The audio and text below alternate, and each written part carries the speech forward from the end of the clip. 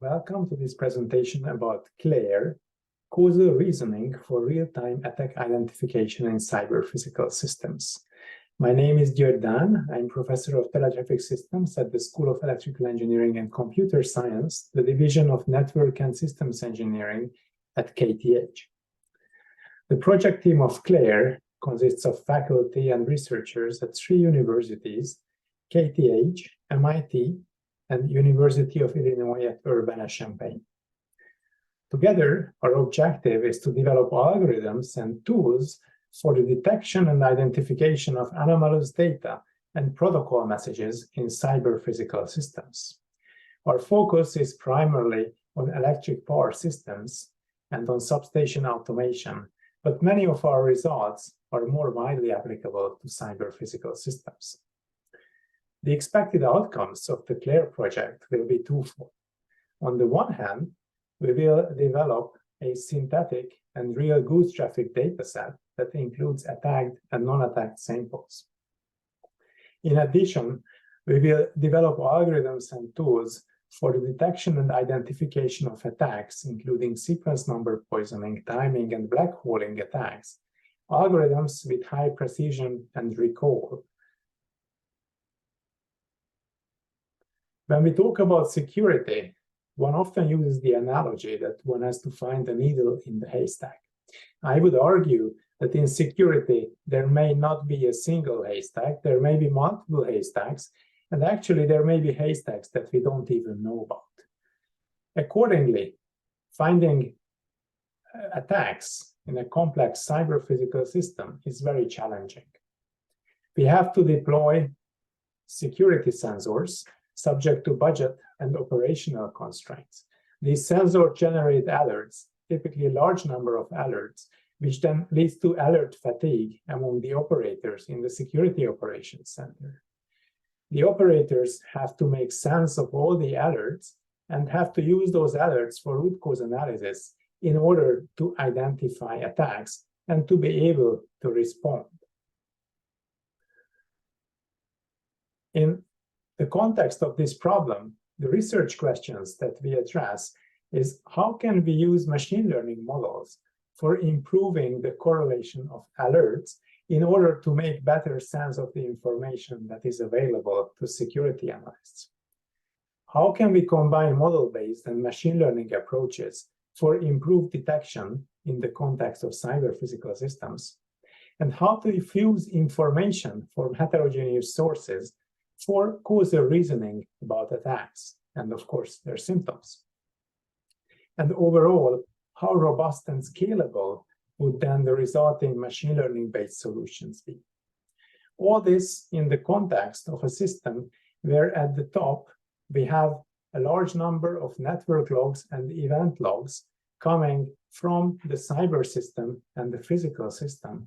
And these events and happenings have to be correlated, then used for threat intelligence and for behavior analytics. And of all this information, we have to extract situational awareness, which we then use for implementing response actions in the system. Our approach is based on 4 pillars. The first one is the dataset.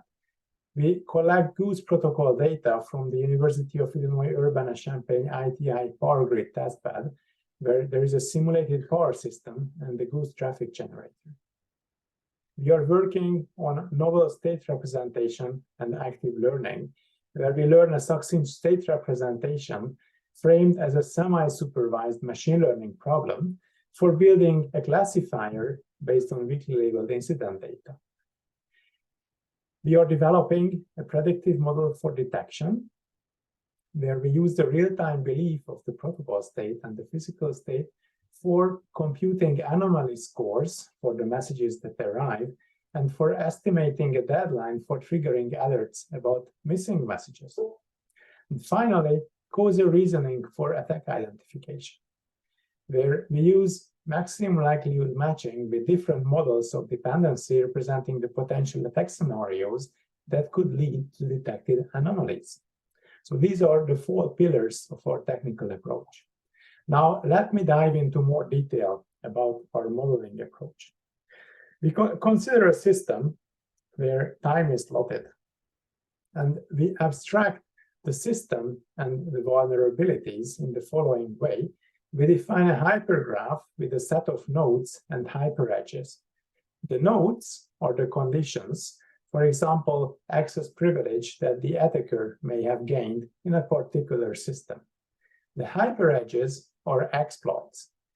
So if there is a hyperedge between conditions, that means that a certain set of conditions would enable an exploit leading to a new condition, that a capability that the attacker has previously not been in possession of. As an example, consider the figure on the right. Here we have 5 conditions, C1, C2, 3C, C4, and C5. And we have 1, 2, 3, 4, 5 exploits. E1 and E2 we call initial exploits. They don't have any preconditions. Now, at time step 1, consider that the attacker uses E1 to obtain condition 1. At time step 2, the attacker uses E2 to achieve condition 2. Now the attacker is in possession of the conditions that are required to use exploit 3.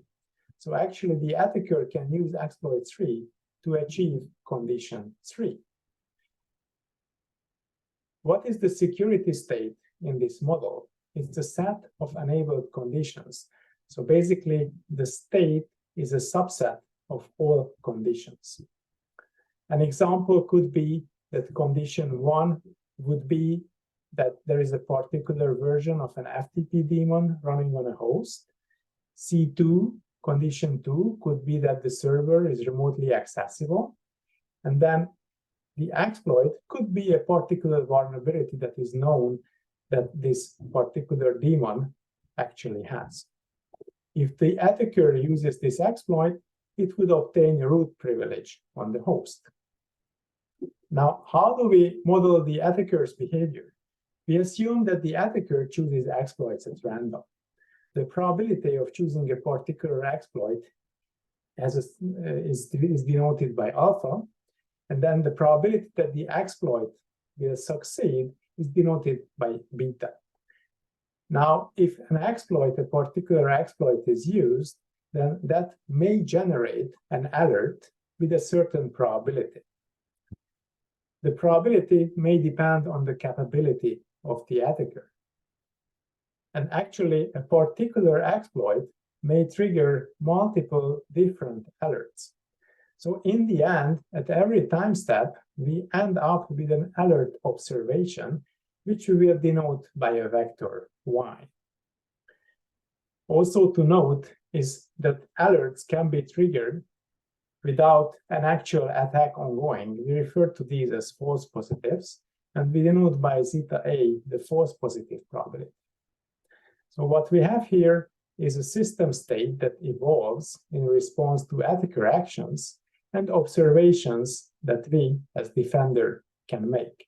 So this basically leads to a hidden Markov model of the attacker-defender interaction. What is the defender's objective? The defender observes the alerts, y, at time t, and we assume that the defender can manually inspect up to a certain number of alerts per time slot. Now, if the defender inspects a particular alert v, that inspection will result in a modification of the alert, possibly, depending on what's the outcome of the investigation.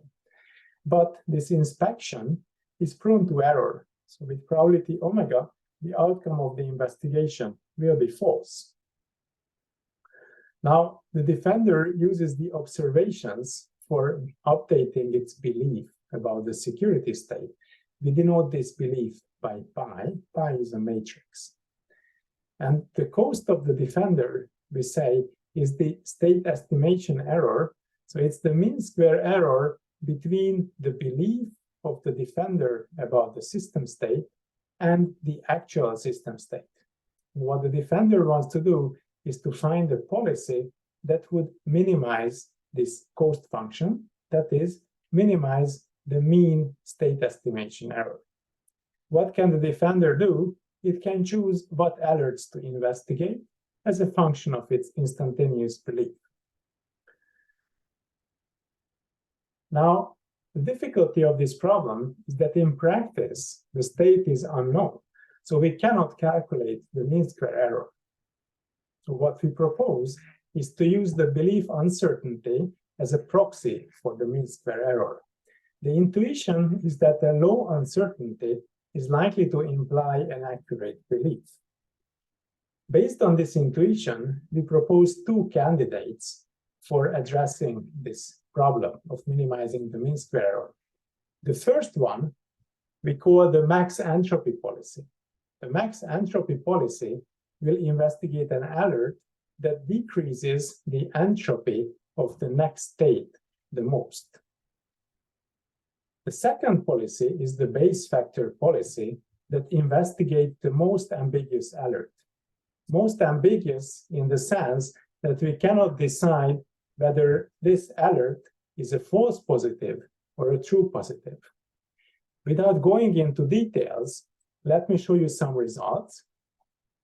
In this figure at the bottom right, on the horizontal axis, you see the investigation error probability on a logarithmic scale.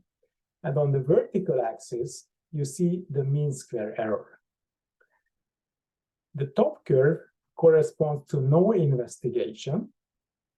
The bottom curve corresponds to investigating all alerts that are triggered in every time slot. In the middle, we see the minimum false positive policy, which is a static alert prioritization policy, which we use as a baseline. Now, compared to the baseline, the proposed policies, they perform very close to investigating all alerts, even though they only investigate a single alert per time slot. Now, let me show you an alternative formulation. In this alternative formulation, the defender observes the alerts at time t, and it can manually inspect up to a certain number of alerts per time slot. The defender in this model can actually inspect alerts that have been triggered in the past.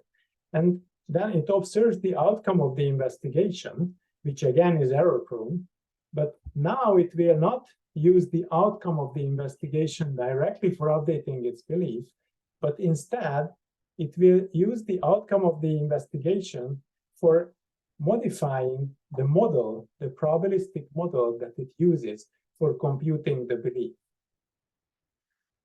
The defender objective, in this case, is to minimize the mean time detection subject to a constraint on the false positive rate. Essentially, this problem is a quickest detection problem, which is a sequential hypothesis testing problem. And for this, it's known that sequential probability ratio test is optimal under certain assumptions when there is no active learning involved. But in our case, there is active learning involved. So to solve this problem, we propose two policies as candidates. The first one is called the max ratio policy, which investigates the set of alerts that maximize the probability ratio at every point in time. The second policy we call the max KL divergence policy, which maximizes the Kullback-Leibler divergence of the distribution of observed alerts after investigation. At the bottom right, you can see results obtained using our policies compared to the baseline, which is the mean FP policy, so to investigate the alert with the smallest false positive rate. On the horizontal axis, you see the detection threshold used. On the left vertical axis, which corresponds to the black color, the mean time to detection, and on the right axis, the mean time between false detections. On the one hand, we can observe that the proposed policies are the ones that have the highest mean time between false detection for any detection threshold. At the same time, they also have the lowest mean time to detection compared to the baseline policies. So the proposed policies outperform the baselines both in terms of mean time to detection and in terms of mean time between false detections. To summarize, Our objective is to improve situational awareness in cyber-physical systems to enable more accurate response and more timely response. We propose computational methods for real-time situational awareness. On the one hand, estimation of the IT security state, situational awareness, and on the other hand, detection of intrusions in a timely manner. And we apply these algorithms to substation automation for detecting attacks against Goose protocol messages. With this, I would like to thank you for your attention. If you would like to read more about our work, I refer to our webpage on the Digital Futures website. Thank you.